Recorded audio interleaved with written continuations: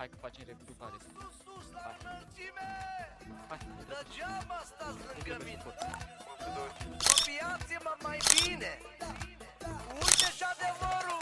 Am dat un anunț, cine vrea la fel ca mine să facă bani mulți, să fie la înălțime, să nu aibă șel, așa cum nu am nici eu, mai sus decât el, să fie doar Dumnezeu. Am dat un anunț, cine vrea la fel ca mine să facă bani mulți, să fie la înălțime, să nu aibă șel, așa cum nu am nici eu, mai sus decât el, să fie doar Dumnezeu.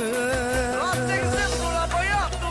Copiați-mă, vă rog, dacă reușiți, luptați cu toată puterea să mă depășiți. Nici atunci nu îmi pierd locul, nu ajung pe doi. Eu n-am copiat pe nimeni cum o faceți voi. Copiați-mă, vă rog, dacă reușiți, luptați cu toată puterea să mă depășiți. Nici atunci nu îmi pierd locul, nu ajung pe doi. Eu n-am copiat pe nimeni cum o faceți voi. Liniște!